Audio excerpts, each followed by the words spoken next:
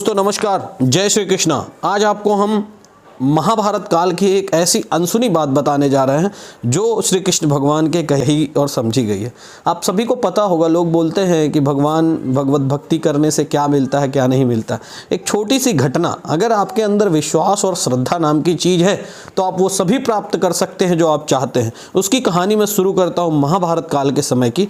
आपको बताऊँ, एक कथा के अनुसार कुरुक्षेत्र के युद्ध क्षेत्र को विशाल सेनाओं के आवागमन की सुविधा के लिए जब तैयार किया जा रहा था, उन्होंने हाथियों का इस्तेमाल पेड़ों को उखाड़ने और जमीन साफ करने के लिए किया गया।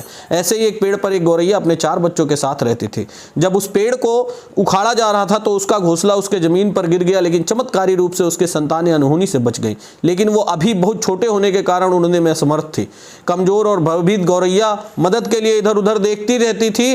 तभी उसने कृष्ण को अर्जुन के साथ वहां आते देखा और वे युद्ध के मैदान की जांच करने और युद्ध की शुरुआत करने से पहले जीतने की रणनीति तैयार करने के लिए वहां चले गए। उसने कृष्ण के रथ तक पहुंचने के लिए अपने छोटे पंख फड़फड़ाए और किसी प्रकार से कृष्ण के पास पहुंची।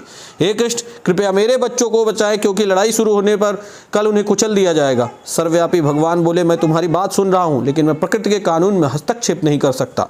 गौरैया ने कहा, हे भगवान, मैं जानती हूँ कि आप मेरे उद्धार करता हैं। मैं अपने बच्चों के भाग्य को आपके हाथों में सौंपती हूँ। अब यह आपके ऊपर है कि आप उन्हें मारते हैं या उन्हें बचाते हैं। काल चक्र पर किसी का बस नहीं है। श्री कृष्ण ने एक साधारण व्यक्ति की तरह उससे बात की, जिसका आशय था वहां ऐसा कुछ भी नहीं है जिसके बारे में वो कुछ कर सकते थे। गौरैया ने विश्वास और श्रद्धा के साथ कहा, प्रभु, आप कैसे और क्या करते हैं ये तो मैं नहीं जान सकती। आप स्वयं काल के नियंता हैं, यह मुझे पता है। मैं सारी स्थिति एवं परिस्थिति एवं स्वयं को परिवार सहित आपको समर्पण करती हूँ। भगवान बोले, आपके घोंसले में 3 सप्ताह के लिए भोजन का संग्रह करो। गौरैया और श्री कृष्ण के संवाद से अनभिज्ञ अर्जुन गौरैया को दूर भगाने की कोशिश करते हैं। गौरैया ने अपने पंखों को कुछ मिनटों के लिए फुलाया और फिर अपने घोंसले में वापस चली गई।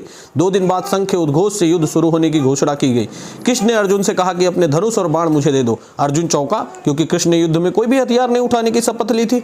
इसके अतिरिक्त अर्जुन का मानना था कि वही सबसे अच्छा धनुर्धर है। मुझे आज्ञा दे भगवान, अर्जुन ने दृढ़ विश्वास के साथ कहा। मेरी तीरों के लिए कुछ भी अवैध नहीं है। चुपचाप अर्जुन से धनुष लेकर कृष्ण ने एक हाथी को निशाना बनाया, लेकिन हाथी को मार के नीचे गिराने के बजाय तीर हाथी के गली की घंटी में जा टकराया। घंटी हाथी की गली की घंटी में टकराया और एक चिंगारी सी उड़ गई। अर्जुन ये देखकर अपनी हंसी नहीं रोक पाए और कहा, कृष्ण, एक आसान सा निशाना चूक गए श्री कृष्ण भगवान, क्या मैं प्रयास करूं? उसने स्वयं को प्रस्तुत किया। उसकी प्रतिक्रिया को नजरअंदाज करते हुए कृष्ण ने उन्हें धनुष वापस दिया और कहा, कोई और कार्यवाही आवश्यक नहीं। लेकिन केशव, तुमने हाथी को क्यों तीर मारा? अर्जुन ने पूछा। क्योंकि इस हाथी ने उस गौरैया के आश्रय उसके घोंसले को, जो कि एक पेड़ पर गिरा था, उसको गिरा दिया था। कौन सी गौरैया? अर्जुन ने एक झटके में उनसे पूछा। इसके अतिरिक्त हाथी तो अभी स्वस्थ और जीवित है, केवल घंटी ही टूटी और गिरी है। अर्जुन के सवालों को खारिज करते हुए श्री कृष्ण ने उसे शंख फूंकने का निर्देश दिया। युद्ध शुरू हुआ। अगले 18 दिनों में कई जानें चली गई। अंत में पांडवों की जीत हुई। एक बार फिर कृष्ण अर्जुन को अपने साथ सुदूर क्षेत्र में भ्रमण करने के लिए ले गए। कई शवों अभी को देखा जा रहा था जहां उनके अंतिम संस्कार की तैयारी चल रही थी। मैदान गंभीर अंगों और सिर्फ बेजान साड़ियों और हाथियों से अटा पड़ा था। कृष्ण एक निश्चित स्थान पर रुके और घंटी, जो कि हाथी पर बंधी थी, उसे देखकर विचार करने लगे।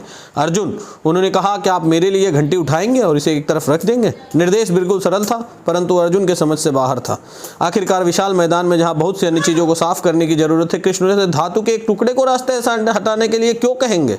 उसने प्रश्नवाचक दृष्टि से देखा और उनकी ओर देखा और पूछा, हाँ, यह घंटी, कृष्ण ने दोहराया, यह वही घंटी है जो हाथी की गर्दन पर पड़ी थी, जिस पर मैंने तीर मारा था। अर्जुन बिना किसी और सवाल के भारी घंटी उठाने के लिए नीचे झुका।